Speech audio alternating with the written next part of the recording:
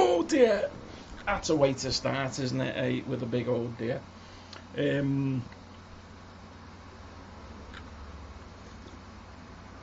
Big old deer and a fucking swig of the old coffee. Thursday, and like once again, it's been another week, and it's another. Don't forget to breathe. And headbands. Yeah, the hair's getting to a point where it's becoming a bit of a fucking bit of a issue to manage. I've got another one here, which is somehow managed to fucking jam with it. Yeah, I got a little Valhalla. If I just turn that camera slightly to half. Yeah, Valhalla headbands. Nice. And I've also got some hair bubble things there, which it's not quite there yet. I did actually put a little tiny rubber bands type thing in the hair, and it broke after about 5 minutes. So yeah, it's not quite there yet. Anyway, so let's get to the week. The week has been a interesting week. I'm still waiting for a decision on the DWP health assessment. I fully expect it to be a negative decision, which because of that, I've already got in place the next step of the plan will be an audience with the. I've just got to turn this slightly. An audience with the CAB. I'm already resigned to that. I know that they're going to say, "Oh, just retrain," but as I've said, like, I don't think the guy last week. I don't think he asked all the right questions.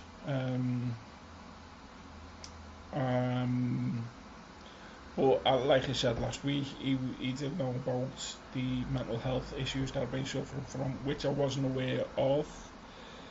That they had that information, but they do have that information. So that coupled with me mobility issues, then it should be a positive result for me. But this is the DWP, and they're not looking at it as a case of am I capable of working. They're looking at it as, and I swear they'll never admit this, but you know it is. They're just looking at it as, do we want to pay him extra money? The answer to that is no. So I am already. I know that's what the answer is going to be. That it's going to be, well, just fucking retrain. But like, what wasn't said in the assessment or wasn't asked in the assessment was my sleep. They mentioned the insomnia, but they didn't mention how that affects my day-to-day life, which I think they should have. It does affect my ability to retrain. It massively, like, because I've been accepted onto this course, but twice I've been bumped back because my mental health isn't up to sitting in front of a webcam at 9 o'clock in the morning and going through the entire day doing lessons. And I think the course lasts for 3 months. I think it's a 3-month course. Being in front of the camera at 9 o'clock in the morning to sit a lesson may only happen maybe once, twice if I'm lucky a week, which means there'd be 3 days I wouldn't be there. And on these crash courses sort of thing, you need to be there every single minute of the day, and my mental health just would not allow for that. So retraining is out of the question, as well as working physical manual labour is what I'm used to. That's out of the question, and retraining to do something else is also out of the question. I am basically unemployable. But the DWP won't see that. The DWP would be like, yeah, no, but there must be something you can do. No, how about you just fucking do what's right and you fucking get off my case? That's the only thing that they can do.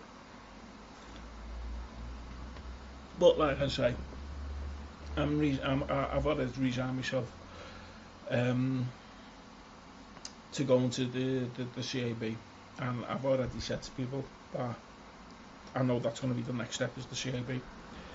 Anyway, so that aside, I'm still waiting for that.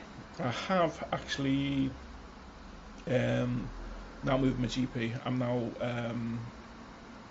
now under the doctors that are closest to me. I'm off my meds, by the way. I don't know whether I've mentioned this before, but I am off my meds at the moment. And I have been, I think I'm into the second week, it might even be the third week of being off my meds, and the likelihood of being back on my meds isn't going to happen until at least another week.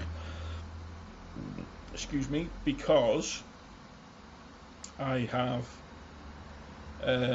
my first appointment with my new GP is with the pharmacist, and that's next Thursday. So I've got to wait a week for that. I have also got to wait for that. That when I spoke to the girl, and she booked me in for the appointment with the pharmacist, and I said to her, well, I'm a new patient. Should I make an appointment, a new patient appointment?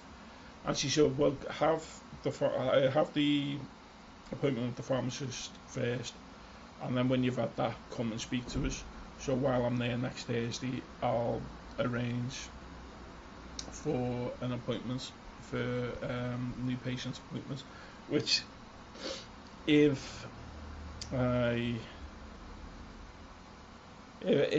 if I know the doctors, and I've been under the doctors for far too long now to know how they work, I'm basically going to be sent for blood tests. I might even be sent for more x-rays. I'm hoping it's more x-rays. And I don't want just the left knee like the other doctors was just obsessed with the one knee when the specialist said it was both knees. They were only obsessed with the one knee. So I want both knees x-rayed this time. But not only that, I've been feeling the same dull pain in my hips and the same creaking in my hips, and I fear that the arthritis has moved to the hips or is moving to the hips. So I'll be bringing that up as well. And also, as a side note, I'll be bringing up the tinnitus I've got in my left ear, which I thought that was due to the amount of painkillers I was taking. And after a search on online search, it claimed that if the tinnitus is induced by painkillers, stop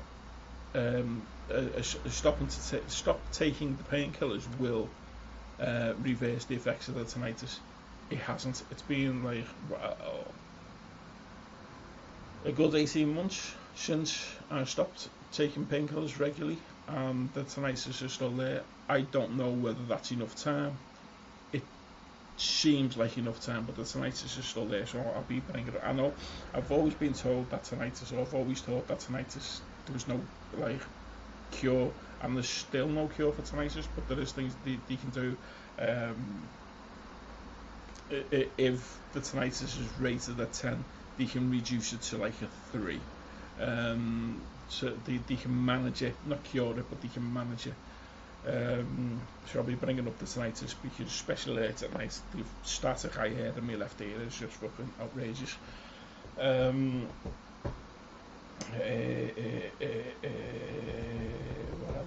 What else?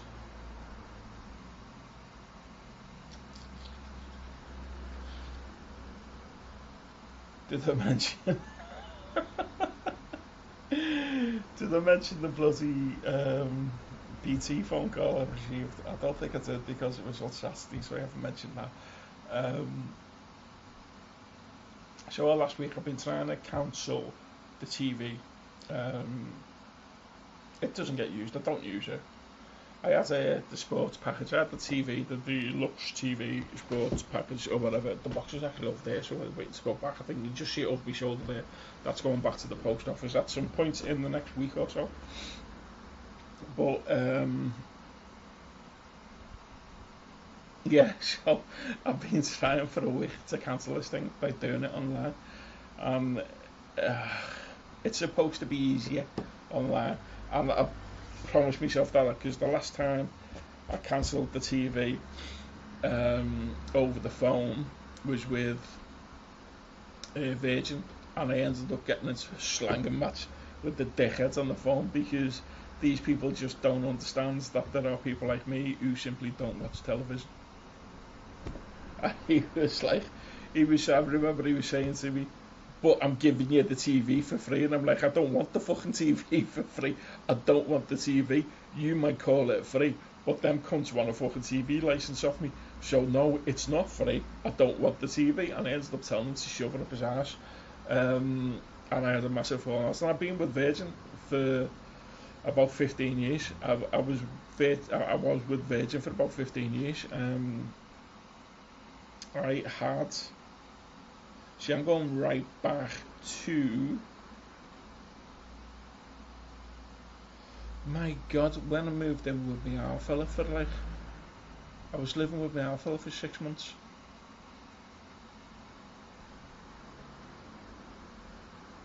I was living with my old fella for 6 months. And I had the BT then, the Virgin then, from my old place. Moved in with my old fella. Moved my account over to my old fella's address. And when was that?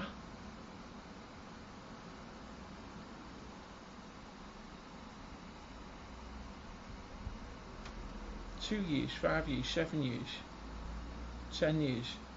About 15, 16, 17 years ago, that was. I would say, off the top of my head, probably about, I would say just 16 years ago, I'd say that was. 16 years ago. I lived with my old fella for about 6 months. Fucking hell. Jesus Christ, where does the time go?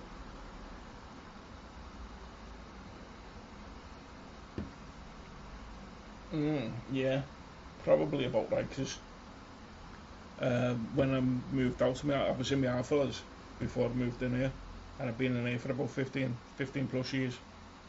So probably about 16 years ago, 15, 16 years ago, with my old fella. God, my God, that's a long time. So, what was I saying? Oh yeah, so anyway. So, yeah, so after I ended up putting the complaint in, I ended up going online and putting the complaint into BT online. And I got a couple of letters, a couple of emails back off them saying like, oh, we're looking into it and all this, this, that, and the other. On Saturday, late Saturday morning, I get a phone call. It's BT. Answer the phone. Hello. I was phoning up about the complaints you've had. I said, oh yeah, okay. And she said, but first I need to do a security check. Now remember, she's phoned me.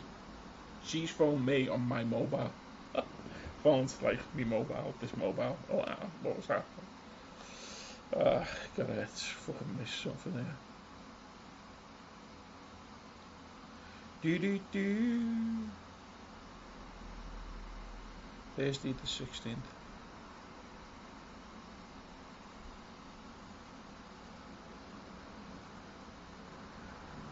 Ah, right, okay, so I had ooh, okay. So I had an appointment on next Thursday. It's now been changed to being put back. What? That's a weird one. It's been put back to the almost over a week. I think I know what's happened there. Is that she gave me. I'm supposed to only have appointments with the UC once a month, and my last one she booked me in for 2 weeks and then said, "Oh no, I'm going on holiday. We'll make it 3 weeks." And I think she might have actually forgot that I'm only supposed to have one. And so yeah, that seems like that's been cleared up. She's pushed me back another week, so I am still only having 1 month. Anyway, so yeah, she phoned me up on my mobile. I said why she was phoning me up, and she went, but first I just need to do a security check. I'm sending you a 4-digit security code to your phone. I'll tell you. I was like, okay, I'll do that.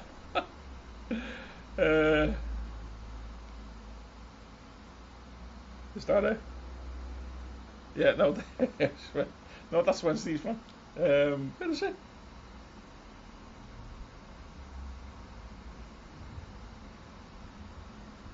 What is it? What day was it?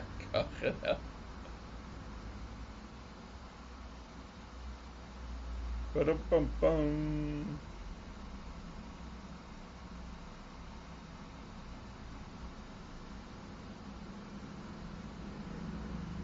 It's there somewhere. It's there somewhere. I've got so many fucking weird numbers. Weird ass numbers. One there where they've closed it. That's the surgery telling me to get in touch. That's them. Thank you for your referral to. No, that's the weight management one. Where's the fucking. Did I delete it? Why would I delete it?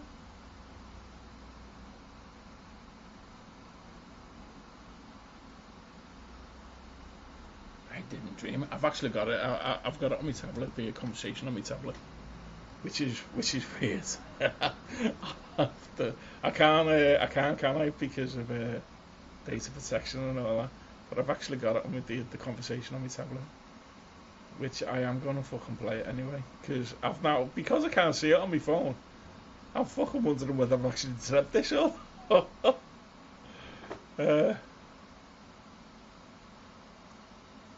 What's going on? That's the personal injury command.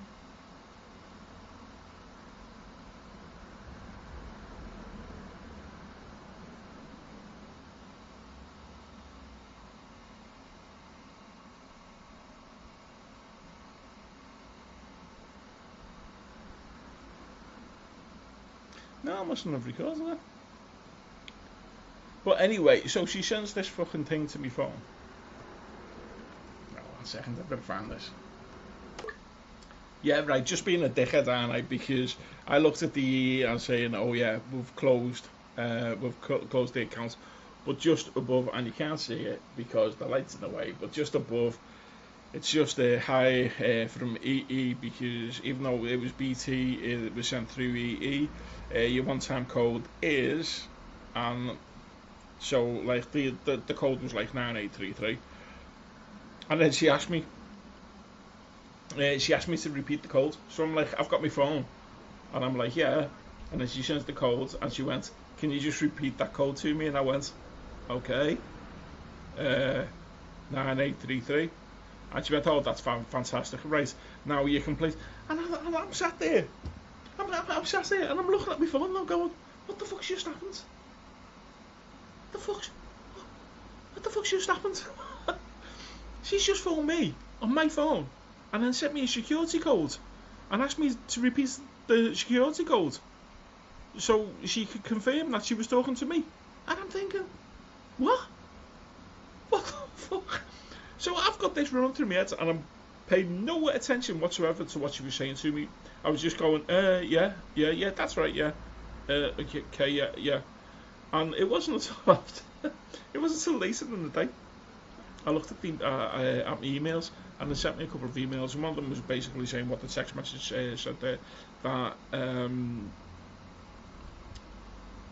that they'd cancelled the TV, and there was also a third text message that said, oh, we'd like the stuff back, please, which is, as I say, it's all there behind me waiting to go. I just need to take it down to the post office. They'll scan it and fucking send it back to them. And the other one said that the credits to be count £45, which I completely missed her saying that. I was so like looking at the phone going, have you literally just fucking phoned somebody and then sent them a security code to confirm that you're actually talking to the person you phoned? I keep saying it, Idiocracy. That's where we're heading to. If you haven't seen the movie, watch the movie. But that's where we're heading, and it's absolutely here right now. We are in the middle of Idiocracy. It's crazy. It's absolutely crazy. I mean, I sat on Saturday. I must have sat there for about an hour Saturday morning, and I just ran the whole thing through my head over and over again, just trying to think of a reason that that this girl would have it would have had to justify sending that security code, and there's just none. All it would have been was on her list of things to do when she makes those phone calls is security check, and that's all it was. It was a box for her to tick. The fact that it was absolutely fucking pointless and a waste of time, it was a box for her to tick. She had to tick that box, and it's ridiculous. It is absolutely ridiculous. But yeah, there we go. Idiocracy. It's here. It's today. It's right now. So that's it. I think that's everything. Doctors, off me meds. Off me meds. DWP. Oh no, it's not. Solicitors on the case. Solicitors on the case. I phoned them up on Monday, and they were on it. They were on the case within like 20 minutes of that. It was happened that quick. I spoke to the girl. I was on the phone to the girl for about an hour. I had again everything. Everything's on me on my tablet. All the dates and everything. I just scrolled through, and I just went through and I spoke about it. And I think I might have missed bits and pieces because it's just fragmented all the way down on me.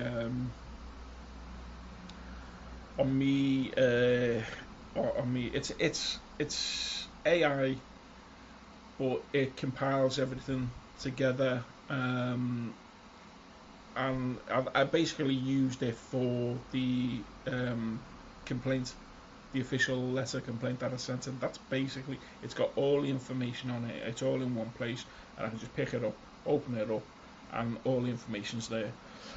So I went through and I was on the phone for about an hour to the girl, and I hung up and I thought, right, so I'll probably find out at some point in the morning. I went and made the coffee, sat back down again, and the phone went, and I looked at it. It was text message, and it said the solicitors gave me the name of the solicitors. I'm not going to mention them, and I'm not going to talk about this this case at all until it's over. But it said the solicitors that had taken the case. And this was like, I'd say within 20 minutes. And then on the that was on the Monday. On the Tuesday, when I eventually got out of bed on the Tuesday, Tuesday was one of those mornings where I was awake right up until about 8 o'clock. I'd been in bed. I probably went to bed about 1, between 1 and 2. I was awake in bed right up until about 8 o'clock. I got about 2 hours sleep. I woke up, I went and took a piss. I went back to bed, and I got another couple of hours sleep, and then I woke up and I went for a piss, and then I lay there in bed again, wondering whether I should fall asleep or whether I should get up, because it was now 1 o'clock in the afternoon.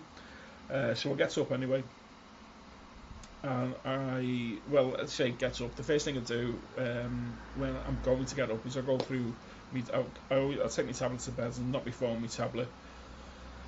And I go through, there's a few things I go through, like I check on my emails first thing in the morning, I check on my emails last thing at night. But so I get up, I'm sitting in bed and going through my emails, and there's an email from the solicitors saying that they called me. They tried calling me in the morning. Obviously didn't get hold of me, and could I return the call, or if I wanted to, would it be better conversing through email? And I was like, well, no, I'll make a phone call. So we get up. I have shut to eat. I do a pot of coffee. I sit down, make the call, and I'm expecting to go through the story again. But no, this was like personal injury claim, because there was the medical negligence claim. The put my case to personal injury claim as well, and asked, because he wants to know how I'd actually got injured in the first place, and he thought there might have been a case there, and I just basically said to them, I said, well, no, I got injured, banged my knee while throwing somebody out of the store, and I was like, I'm paid to do that. I expect knocks and bruises, and I also expect to be treated when I do get these knocks and bruises. When I'm not treated, that's when there's an issue. So I was like, no, there's no personal injury claim. I said, it's one of those things. It was what I was paid to do. It was my job, and it's expected within that job. So yeah, there was no personal injury claim. So I haven't heard anything from them. So they are just like working on the case, which is bosh. It's great. It feels good. But like I say, I'm not gonna talk about it now until it's concluded. I'm not going to talk about it until it's concluded. So I've got that. I've got a solicitors, so now, we'll see where that goes. As I've already said,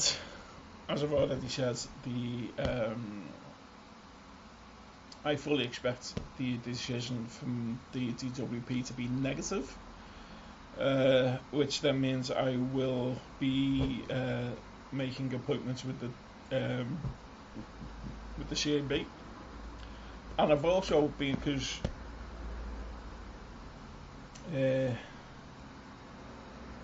it's been like well over a year since I last tried to claim, and I think the last time I tried it, I might have jumped too soon. I wasn't entirely sure what I was getting myself into or prepared for it. But I'm going to apply for PIP again. Only this time, like I just said earlier, I've got a feeling that the arthritis has moved to the hips, so I'm going to wait until I've had me medical with the new GP and being checked out for all of this. With the arthritis in the knees, in both knees, arthritis in the hips, if it's there, and I'm sure it's there. I know my body and I know what it feels like, and I'm damn sure that there begins at arthritis in the hips too, which is just a fucking complete nightmare. I'm going to find myself in a fucking wheelchair, one of those little fucking buggies.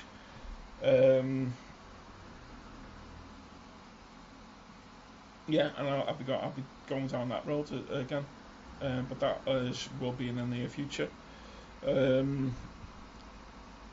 But yeah, coming out swinging.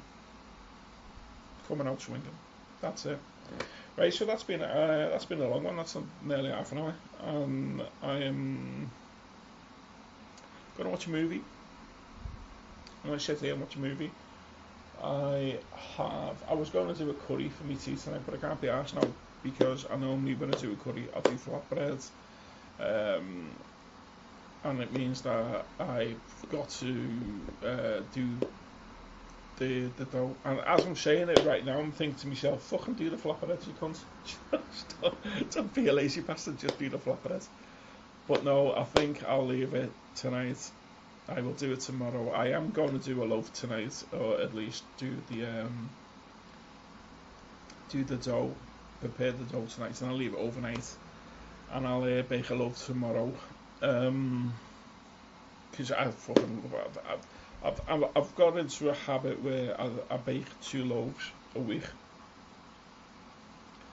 Um, one of the weekends, and then one halfway through the week. This would be the first loaf I've done this week. I've been lazy this week. I have had a busy week, which means I've been lazy. I am lazy in doing the things that I normally do. But yeah, I'm definitely doing a loaf tonight, so there will be a nice bread over the weekend. I've often said to myself that I will get round to buying a decent mixture with a dough hook. Um, when I've got that, I'll be doing all my bread. There will be dough in the fridge all the time. I imagine it as when I take dough out of the fridge to bake, I put another load of dough in the fridge to rest, and that's like the biggest key in, because this has been a work in progress for over 12 months, probably a year and a half now, where I have perfected the process of baking bread. And one of the biggest steps is to put it in the fridge overnight. Just put the dough in the fridge overnight. I think the two biggest steps that I learned. One is to hydrate the dough for an hour, and that is just basically the flour and the water together. Just put a cold damp cloth over it for an hour and let it hydrate. I know it's water. I know it's like water, or like what's my ratio? Uh,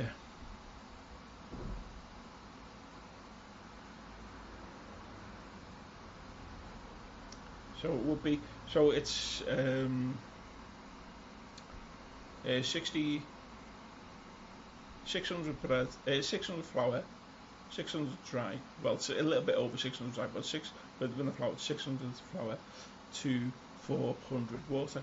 So that's the ratio. And I know if that should be like, how much more hydration can you get? Well, just basically let it sit and hydrate the dough. Just let it sit for an hour, hydrate it. Then add the other ingredients: the milk powder, the yeast, obviously, the salt, the sugar, and the fat. Then like knead it all together, uh, and then you let it sit for an hour. And then when it's sat for an hour, you put it in the fridge, and it slows down fermentation. I was because in the start, in the beginning, I wasn't putting it in the fridge. I was fermenting it. Sometimes I was over fermenting it, so I was getting like a very brewer's yeast taste type fucking bread. It tasted like how it tasted how the this is terrible. It tasted how the sludge on the cider smells, if that makes sense. There'd be like a slight taste of that smell to the bread, and it's obviously not a good thing.